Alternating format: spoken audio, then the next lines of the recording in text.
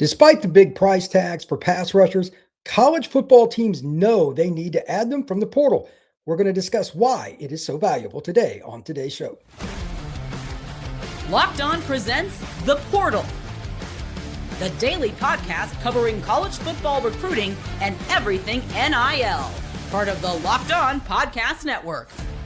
Your team every day. Back into the Portal Podcast, where you get your daily recruiting, NIL, and transfer portal scoop. I'm your host, Brian Smith, longtime college football recruiting analyst. Thank you for making the Portal Podcast a part of your day, each and every day, right here on the nation's #1 podcasting network, Locked On. We are brought to you by our friends over at Game Time. Download the Game Time app, create an account, and use code LOCKEDONCollege for $20 off your first ticket purchase. It is a great app. We're going to be discussing how to at least mitigate some of the problems with the college football playoff and the G6. I have a couple ideas, and to be honest, I think it's going to fix it. It's a little later in the show, and I think it's an intriguing listen because this is not going to get better. There's going to be arguments forever. I get it, but the G6 situation can be at least somewhat resolved. We'll always have debates about who gets in, but we need to fix the G6 problem. 2027 commitments. There has been a long run of them. Since the end of November to today, we're going to go through a list of D linemen, quarterbacks, and everything else that have committed and why it's a big deal. That is going to be in the middle of the show. But to start, top pass rushers. And if you take nothing else from this show, note the following. Pass rushers are at a premium now more than ever. Why? Look at the games so far in the playoff. Who were the teams that won? It's a preview of what's to come, the rest of the playoff, and on and on and on. This never really changes. Miami could rush 4 and get home. That's a big deal. When teams can do that, they can change the narrative. Their offense was atrocious against Texas A&M, and they still won. Their pass rush was a little bit better than A&M's. A&M could rush the passer, but it was nowhere near as good as what Ruben Bain and Akeem Messidor were. Pass rushers come at a premium. Bain, he was an elite recruit that Alabama and Florida State and a bunch of other schools wanted. Picked Miami, stayed home. He was a Miami Central kid. But Messidor is a guy that went to West Virginia that ended up transferring to the University of Miami. So it's a little bit of both for them. And this is going to be a microcosm of how it works. So let's talk about 3 different guys in particular. And I've got one that I just saw that was in the portal. Not surprised, but we'll get to him in a second. Chaz Coleman. This is part A. Part B is going to be the opposite in terms of eligibility and upside. Chaz Coleman played 1 season at Penn State. Only one. 6'4", 245 pounds. He's from the eastern part of Ohio. He's a kid that only had 8 tackles, 3 tackles for a loss and a sack. You'd be like, why is he? What's the deal? Penn State had quite a few pass rushers. He only had the chance to rotate in, but you could see the twitch, the athleticism, and the speed. There's a reason that, like, everybody's saying he's going to go to Ohio State, and I assume he will. There's a reason guys like this are so rare. You can't teach the length and the height. And that first step explosiveness, Chaz has it. If he'd have played at many other programs last year, again, Penn State had quite a few defensive linemen that were good. He would have had better stats. He just had to compete for playing time with a lot of guys. But when Chaz was on the field, it was blatantly obvious. The key here with him and why he's probably going to be pricey, he's just scratching the surface. And he has 3 years. Keep that in mind, 3 years of eligibility.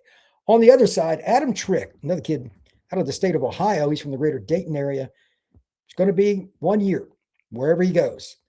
But he's a big kid. He's got size. He's 6'4", 250 pounds, and he is productive. I know it was the MAC, but he even played well against Wisconsin, so a Big Ten school this year. 59 tackles, 12.5 tackles for loss, 8.5 sacks. I don't care what league you're in. You're a pretty good football player. To that end, he also had a pick, 4 pass breakups, 13 quarterback hurries, and 3 forced fumbles. So which one would you rather have? The guy that's got a ton of upside, but it's not quite as proven, or the guy that you know he can play, and it's kind of the model that Indiana's used. They've taken a lot of kids from the MAC, from FCS, from the lower level of the FBS that were productive, but he's got 1 year. To be honest, it really depends on who you are. If you're Indiana and you're trying to reload every year, I'm sure they would take Chaz too, but I think they would take Adam Trick. He's a guy that's proven it. That's been the model that Curt Cignetti and the Hoosiers went with, and it's been successful. And then Tyler Thompson, this is the one kind of in between. Another guy, almost identical size, 6'4", 245, from North Carolina, 25 tackles. That's not too bad. 7.5 tackles for loss, 7 sacks, a pass breakup, a quarterback hurry, a couple of forced fumbles. Like he's a very consistent player. Wasn't dominant, but he's got 2 years of eligibility. Do I think he'll go for as much as Adam Trick? That depends on your perspective, but he's a guy that might. And what are the price tags for this guy? And I'm going to add one more here in a minute too. What are the price tags? This is where it gets very dicey. And one of my buddies is in this industry, talks about it all the time. And another one, it's a friend of mine. They have different ideas on what the money should be like. But to be really honest, it just comes down to circumstance. Teams that are trying to go for a title, Adam Trick might be the guy they go after. Definitely proven player because he's done it for 3 years. Could he get over $1 million? Most likely. It'll be surprising if he doesn't. Having said that, somebody might give Chaz that money, like Ohio State, because they have it. It's possible. So it's not just consistent at the market. It's just whoever's the top team. I'm going to guess 1.2 or more for a guy like Trick at minimum. If Texas Tech gets involved, Oregon, somebody like that, it could be even more. Chaz is a little bit different. I bet his structure of, let's say he goes to Ohio State, that's most likely probably going to be a little more incentive-based because, again, he hasn't proven it, but he's got 3 years. I bet his base is 600,000 to 800,000. I bet it is because he showed promise, and they're taking him from a rival. If it's Ohio State is where Chaz ends up going, yeah, they're going to like that. So those are some interesting ones. And here's another interesting. I'm surprised about this. I really don't know what's going on out at Kansas State. They're starting to lose quite a few guys. And I'm going to try to pronounce this. Toby Osinsani. I'm not sure how to pronounce it, but I've seen him play numerous times. The defensive end for the K-State, we're just going to call him Toby. He's a heck of a player. He had 20 tackles this year, 6 tackles for loss, 4 sacks. That's probably a guy that's kind of similar to Tyler Thompson, maybe a little above, depending on your perspective. I just love this kid's motor. He goes 100 mile an hour. But man, 6'3", 250, guys like that, they're hard to find. And he played in a front that wasn't like just completely talent laden, so they could chip him and go after him a little bit more. I bet his stats would have been better if he'd have played in Ohio State or Penn State. But nonetheless, this is another guy, $800K or more, I bet you. And he's got 1 year of eligibility left. He's trying to cash in. I really can't say that I blame him, and you shouldn't be either.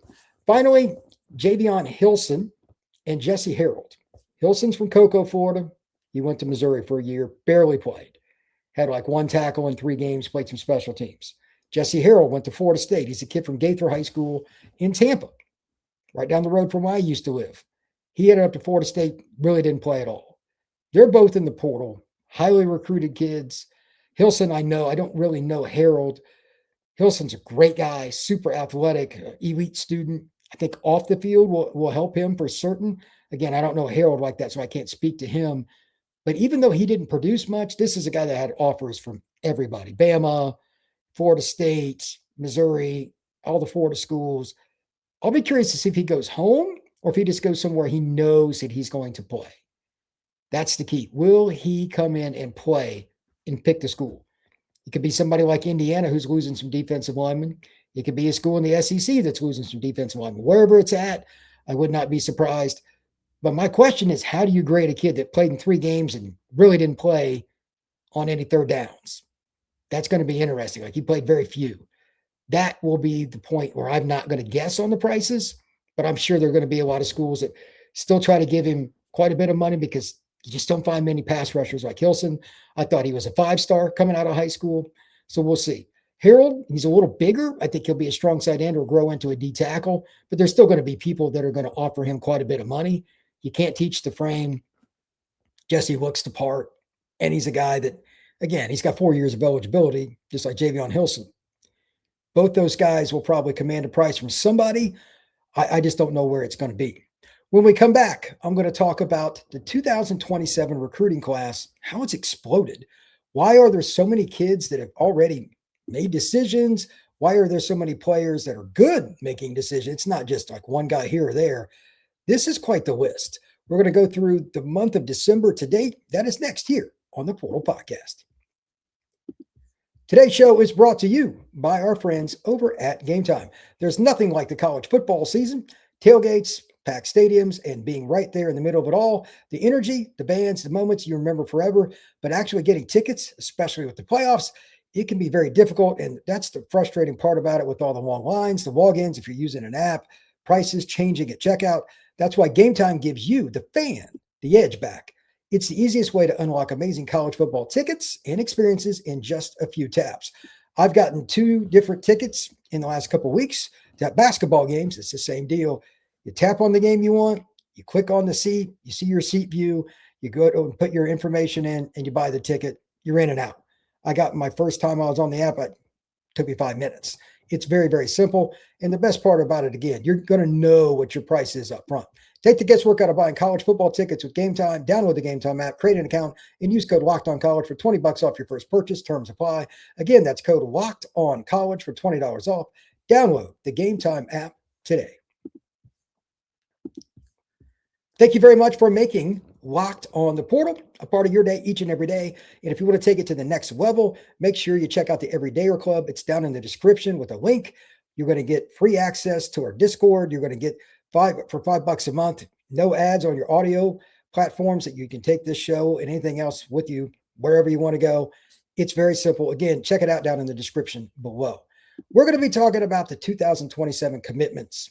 It's been pretty wild how many guys just keep committing. I keep thinking that it's going to slow down, but it really hasn't. So I'm just going to start from the month, beginning of the month, and just go on up, just go through the list, just chronologically, and we'll talk about them a little bit as we go through. Keldred Ben, Montgomery, Texas, just north of Houston, running backs, 5'10", 208 pounds. He's a kid that Oklahoma has jumped on, and that's a great area. The north side of Houston has got a lot of talent. Trey Smith out of Williams Field in Gilbert, Arizona, wide receiver, 6 foot, 165 pounds. He's staying home to play for the Arizona Wildcats. Nico Bland out of Orange Lutheran in Orange, California, just outside of L.A. He's going to Arizona State. He is a wide receiver at 6'1", 185 pounds. Jeremiah Douglas out of Crandall High School in Crandall, Texas, wide receiver, 5'11", 170. He's headed all the way out to Vanderbilt. Then we got Texas, keeping a kid home in Manville, Texas. Carnell James, corner, 6 foot, 170 pounds. He will stay home and play for the Horns. Trevor Jacobs, Lincoln High School in Tallahassee. He's going to South Alabama, 5'11", 175. He can play on either side of the ball. Xavier Whittington, Aberdeen High School, Aberdeen, Maryland. He's going to Boston College. Defensive lineman, 6'5.5", 300 pounds. That's a really nice pickup for BC. Trey Wembley out of Daniel High School in Central South Carolina, right next to Clemson, wide receiver, 6 foot, 175. And you guessed it, he's going to be a Clemson Tiger. Braylon Warren out of Omaha West Side in Omaha, Nebraska, quarterback, 6'1", 200 pounds. He's headed over to play for Mizzou. Virginia picks up DeMarcus Brown out of North Cross High School in Roanoke, Virginia, wide receiver, 6'3.5", 180 pounds. Georgia picks up Aiden Starling out of Shadow Creek High School, just south of Houston in Pearland, wide receiver, 6 foot, 175 pounds. Colorado picks up Dolph McDonald out of Morton, Mississippi, corner, 6'1", 150 pounds. Elijah Harmon out of Inglewood. This is one of the best players in the country.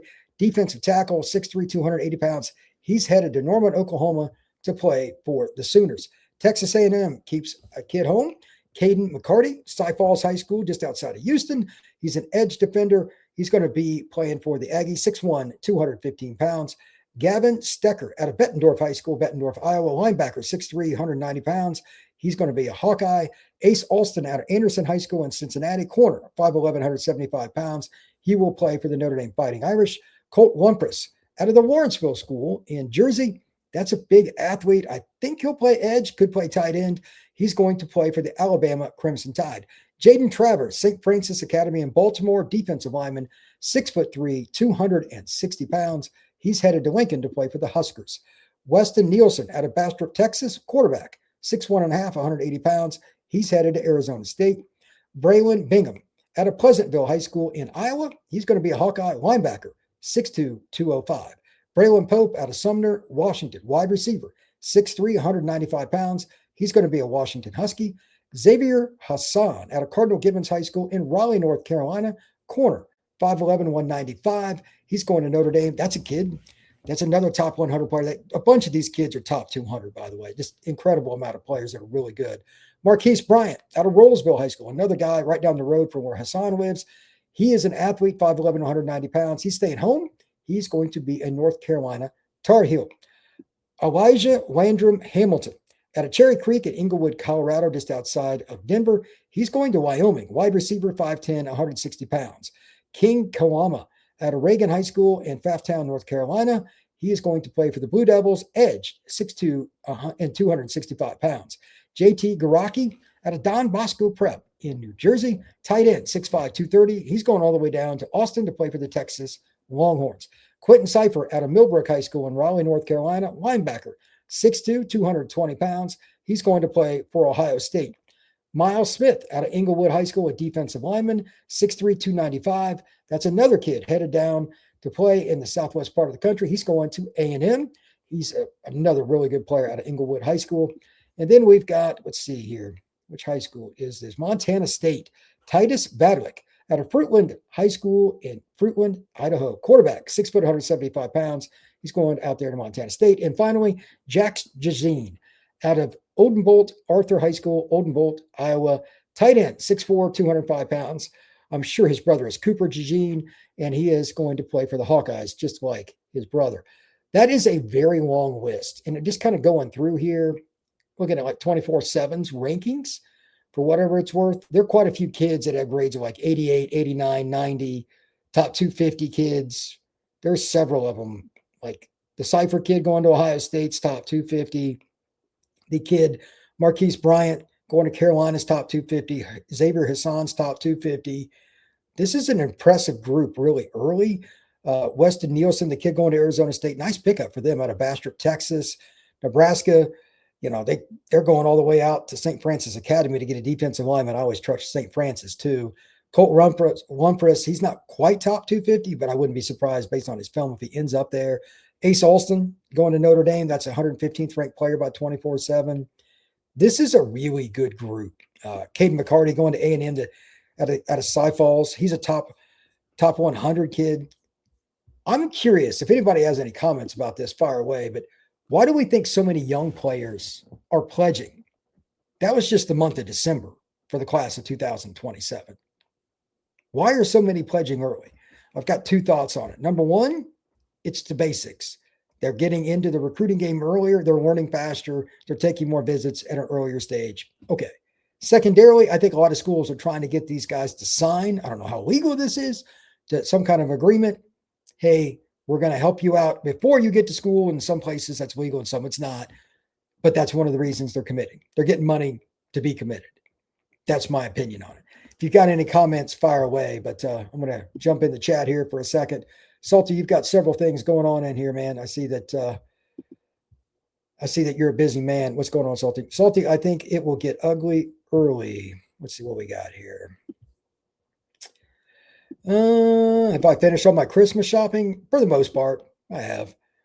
What am I doing for Christmas? I already went and visited my family. I'm back home. Oh, man. Let's see here. Katie, Ryan Day versus Mario is worth 10 points before you even compare rosters. That's pretty funny. Obviously, Katie is not a fan of Mario Cristobal. Matt Patricia's D and elite secondary will turn back into a turnover machine. Patricia should probably be National Assistant of the Year, by the way. Just my opinion, but we'll see. Katie says, Brian, they commit early because mom and dad want that payday. I think there's a lot of that. Sometimes it's not the kid, it's the parent or the person around, the agent, the third uncle, whatever it may be. There's a lot of that going on. Salty, Smitty, do you have a pair of Oakley shades and reinforced steel box that seems to have a high accord? I mean, yeah, I've got a massive Oakley collection. I love Oakley stuff. Salty, Notre Dame has Ace and Hassan already in their 27 class. I guess Coach Mickens likes to get his shopping done early, very early. That is also true. Notre Dame has done a tremendous job of getting kids knocked out in the 2027 class, like some of these others. Anthony Burke, Mario's already beaten Ryan Day in the shoe. He did when he was at Oregon. That's true. That is true. Smitty, why is Jadon Blair entering the portal? It's playing time. He was the sixth safety. Notre Dame's so loaded in the secondary, it's insane. But it is what it is. Kids are not like when they're top 100 kind of players, they're not going to sit their second year. That's just the nature of the beast. So agree or disagree. That's kind of the way we go. When we come back, I want to talk about the G6. I've got a couple of thoughts about how we can at least mitigate, if not fix, what's going on with the playoff and the G6. That is next here on the Portal Podcast. Today's show is brought to you by our friends at FanDuel. NFL Sundays move fast, one big play, and suddenly everything feels different. That's what makes live betting with FanDuel so exciting. You're not just watching the game, you're reacting to it in real time. With FanDuel, you can place bets as certain action unfolds, every drive, every momentum swing, every highlight moment. Live betting is best when the game starts to shift, a receiver gets hot, a defense tightens up, or the momentum flips after a turnover. FanDuel lets you jump into the moment. Live spreads and money lines adjust instantly, just like you're going to see the situation with Kansas City on Christmas Day. Quarterback situation's iffy. You're going to see a lot of adjusting during the game, and it's definitely verified as to why. You can also put your money down on the next touchdown, drive results, quarter results, whatever you want to do with FanDuel. So if you want to be right in the middle of the NFL action all season, visit FanDuel.com and place your live NFL bets. FanDuel, the game moves fast, and so can you. The G6 is really complex to figure out with the playoff. If you followed the college football playoff as it led up to it starting, we all know that in some way, shape, or form, one of the reasons the G6 was included, like it, dislike it, or anywhere else, is the word that no company or government entity likes to hear: lawsuit. Can G6 teams win the title? Probably not. Can G6 teams even win 2 games? I mean, at some point, somebody will win a game, I assume. Probably not. We'll get into the why, but how do you fix it? I want people to focus on this. This is the best thing that I can think of, and these are just my ideas. And if you've got comments in the chat, or if you listen to this later on, fire away. I'm not saying this is perfect, because people's feelings are going to get hurt no matter what you do here. Whoever's the first team out, G6 or not, those people are angry. Fan is short for what? Fanatic. Fanatic doesn't mean rational.